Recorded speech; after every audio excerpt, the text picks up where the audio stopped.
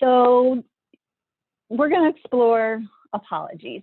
And, you know, one of the things that when it comes to being in multiracial spaces, I'm really clear that I am always going to be white. And like, that's never going to change. That's never going anywhere. And the reality that my whiteness is going to show up at some point, and I'm going to do something that is not going to necessarily. So what? Okay, yeah. So this comes from this anatomy of an apology. It comes from an incredible anti-oppression trainer, Rania El Mujamar, and her website is raniawright.com. And she also did the artwork. So the first step is consent. So when I have done something, this last week I had to make a huge apology. And you know, the first thing that I want to do, like once I realized this wasn't somebody calling me out that I had done something wrong, this is me looking back at a situation and being like, whoa, this is not good. Which, oh, I wanted to share with you. I see some of you taking notes. There is a handout that I will put in the chat. I can't find the chat though.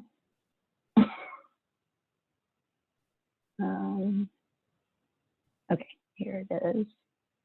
It should be the chat. All right, if it's easier for you to follow along, there's a handout. Okay, so, and now we'll go back to the slides. So the first is, oh, and then that went someplace different. Okay, so consent. You know, when I recognize that I've done something, my instinct is like, I want to jump in there and apologize right away, because I'm somebody that has a hard time sitting with unclosure, has a hard time sitting when things aren't really nice and neat and we're in good relationship with each other. But it's not about me, because I'm the one that caused some harm. So the first thing that I think often gets missed is to check in around the other person's boundaries. Hey, I know we had that experience that happened earlier today. Are you open to having a conversation about that? I'd like to make an apology. Give them a chance to say yes or no. I have so much going on right now. I don't need to talk about this anymore right now. No, I don't want to be triggered by that again right now. You know, there could be 1,005,000 reasons, but giving the person the option to say yes, now's a good time or not. And she really makes the point, like, are you open to receiving my apology? It's not, are you open to accepting it? I'm not looking for them to be like, oh, okay, they might hear my apology and be like, I mean, I had a friend tell me a story actually this week also of somebody came in, made an apology, and they were like, is that what you've got? And the person said, yeah. And she said, okay, no, thank you. She didn't want that apology. That wasn't what actually met her. So if we don't ask consent, we could end up causing more harm again when we're trying to like make things better, and yet we've just crossed their boundaries again. The second is acknowledgement. So it's really important when we're making an apology that we're bearing witness to what happened. And it's specifically like, I'm apologizing for what I did. I'm taking responsibility for my actions. I'm demonstrating. My apology is not just, I'm sorry, I'm so sorry. Oh my gosh, you're right, I'm so sorry. That's not an apology. That's not like actually helping. It's, oh, so what? I mean, I noticed that I was reactive and I jumped to speak really fast, and I didn't even think about where my words were coming from. I just said them really fast, and I witnessed the impact that my words had when they just came blurting out of my mouth. I'm acknowledging as much detail as I can to name what was problematic and harmful. The other half to this that I think is huge when it comes to multiracial circumstances is that our apology occurs in a context. And one of the things that I think it took me a long time to understand as a white person, and I think as white people, we make this mistake a lot, is that we forget that the fact that I just interrupted a woman of color, I'm in my culture, we interrupt each other. Like you don't get to talk if you're not interrupting. So that's really ingrained in me. And I get really excited. And so like, I want to build on what somebody else said. So I'm like, you know, you just said something that I like, so I'm gonna jump in. Now, if I'm doing that while we're co-facilitating together, that's really problematic. You know, it depends. Anyway, so, and what is also true is white folks interrupting Black and brown folks is a huge pattern. That happens all the time. And so I think one of the cultural contexts to be aware of is that while, yes, I might be Ashley Cooper, who has all of her cultural conditioning and this, that, and the other, in any given moment, I'm just another white woman. And all of the other white women who have caused harm before me, doing the exact same thing I just did, I'm hooking into that context. And that, to me, as a white person who is really invested in anti-racism, is very essential for me that I always keep that in mind. And I don't know where, I just shared this story. So if some of y'all were in the room when this happened, I apologize, I'm gonna say it again. But there was a moment where I was in a meeting where it was almost all, there was me and one other white woman, and the rest was Black and brown folks. And I knew like 80% of them. It was a small enough group, and there was only a couple of Black and brown folks that I didn't know in the room. And so I ended up talking a lot, but I was watching the faces of the people I knew, and like, it was okay, it was fine. And then afterwards, one of the people I didn't know went over to somebody else I knew and was like, what's up with that white woman? Why was she taking over all of the space? And I realized like, even though I know so many of these folks, I'm still just a white woman in the room who just dominated the conversation. So part of the context is that we are every other white person that came before us that might have had good intentions, that might not have. I think another important part of the context that's important to keep in mind is like the context of the relationship with the person. Do I know this person well or not? Have we had a misunderstanding? Yikes, I recognize I did that thing that I do, you know, and being more specific, or is this the first time this person is experiencing me and they don't know if I'm gonna be a problematic apologizer? So I think that's an important part of the context. But yeah, keeping in mind these larger systems, this is where having, you know, an analysis of how race and gender and abilities and all of these things play out, because in the moments we cause harm, we are not just the unique individual we are also all of the people with our identities that have come before us. Y'all interrupt me if I'm not making any sense. Okay, so this is the one that I kind of repeat to myself over and over again. And when I was making this hard apology last week, it was like, center the hurt and just acknowledge what I did. Take responsibility for what I did and center the hurt. I felt horrible when I made this mistake. I wanted to do everything I could to make my horrible feelings go away. But this isn't about me. It's about the person who I harmed. So it was really important for me to stay focused on what I did and how I caused harm. I wanted to say, you know, rather than sitting on these feelings of guilt, I'm going to take accountability, and I'm going to be accountable by naming all of the things that I did wrong. That's where I wanted to say. And I was like, no, it's not about my feelings of guilt. Get it out of there. Center the hurt of the person. Focus on the experiences, the perspectives, and the needs of the other person. You know, one really clear way to recognize if we're not doing that is if the other person shifts into trying to take care of us. And again, this is something that in multiracial dynamics, Black and brown people have had to take care of, particularly white women, but white folks in general. If white folks in general aren't okay, Black and brown people could die, like literally. The stakes are high. The generational programming of like, make sure the white people feel comfortable because then we're safe.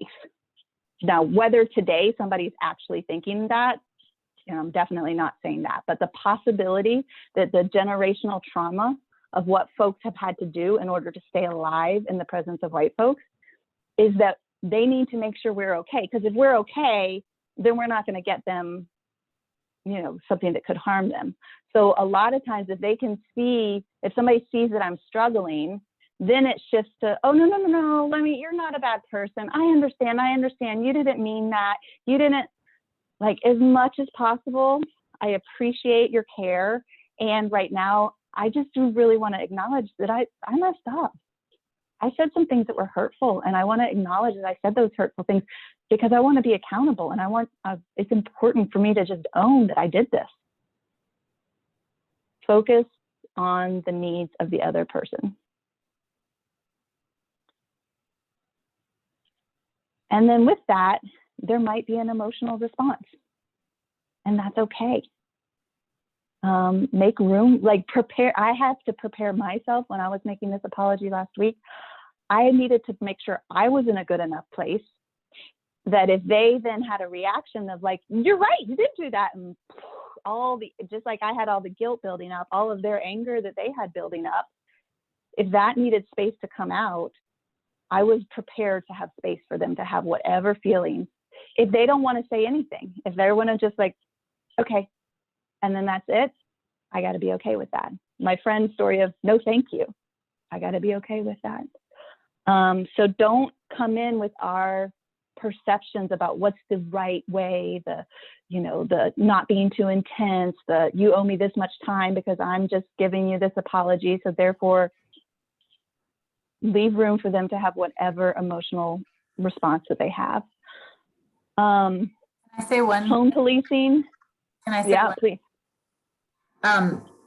I feel like that we have to be okay with it isn't quite right. It's like we have to manage it ourselves.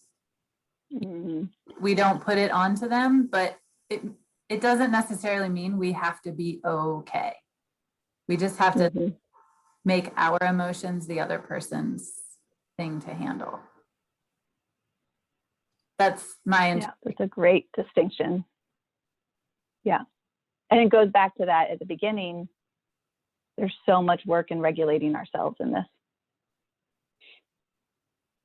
So yeah, how am I regulating myself to deal with the fact of what's coming, even if inside I'm not okay with it? I mean, I was not okay not speaking to how regretful I was feeling and like having the full emotional expression of my regret. That's what my body wanted to do. And it took a ton of regulating to just like keep myself in, nope, don't go there.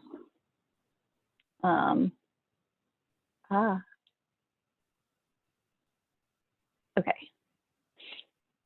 So then accountability.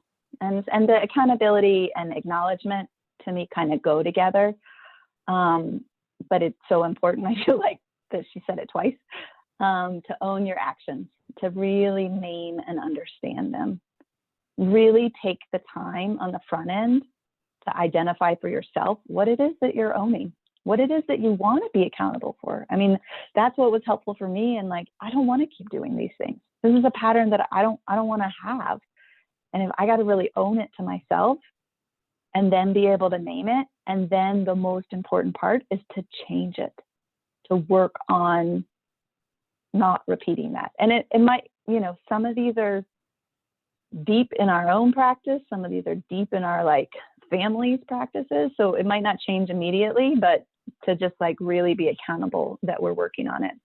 And this is where, okay, so like to what I just said, we'll use the interrupting, oh, my family is just like, we're it's a really loud Jewish family and you just have to fight to get a word in. And so I'm so sorry, that part of me just came out.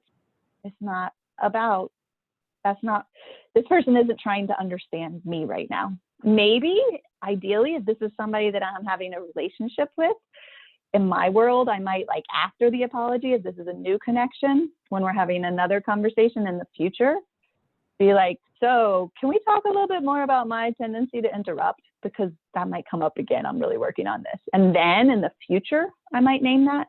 But in this apology, I'm not providing irrelevant context that they don't need to be bothered with right now. I'm not trying to project it on something or blame something else. You know, I haven't had enough to eat. I just wasn't my best self. There's a lot of stress going on at home. Yep, there's a lot of stress going on at home. And I know that that's what caused me to not be my best self. But the fact of the matter is that I harmed somebody.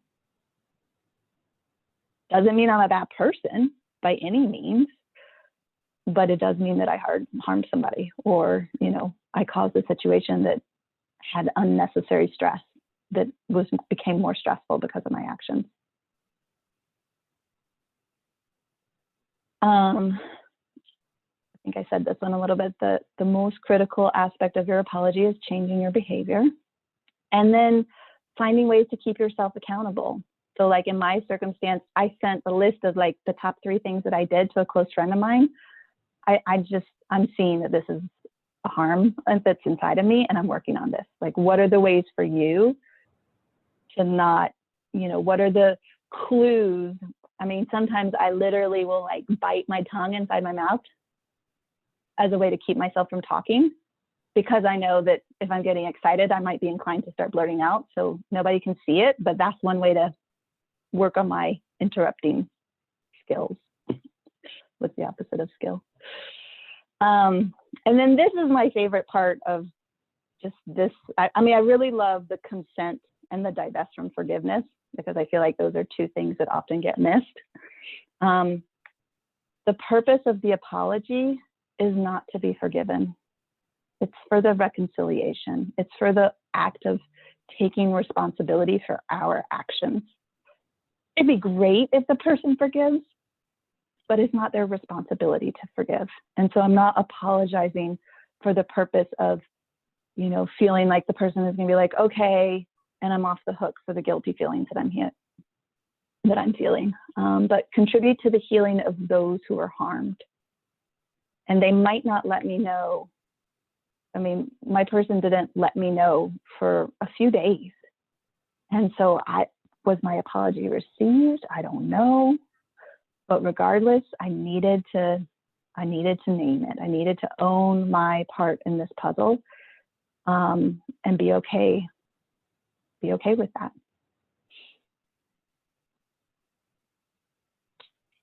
So these are some questions to break out into groups. But before any like, you know, the real processing, let's break up and have smaller groups so everybody has a chance to talk.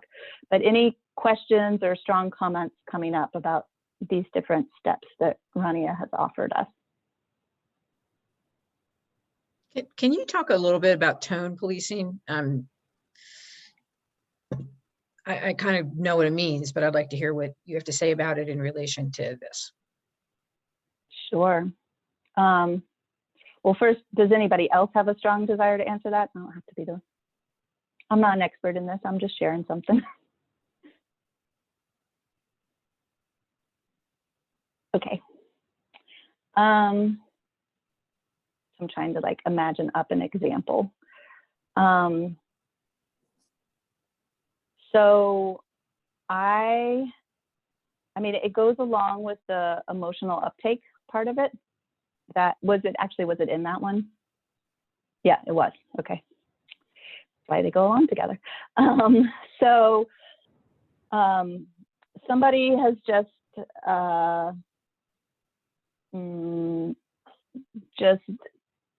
kind of disregarded me.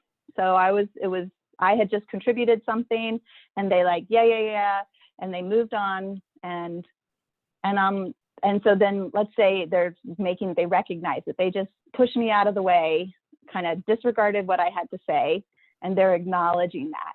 And when they tell me that, I'm like, yeah, how dare you? Like, well, who did you think you were? And whoa, calm down. I wasn't trying to hurt you. I just want to let you know.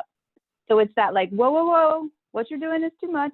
You need to settle it. I'm apologizing to you. You don't need to get so, you don't need to be so loud about it. You don't need to be so anxious about it. Can't we just talk nicely? I'm coming here to apologize to you. Can't we just have a civil conversation right now?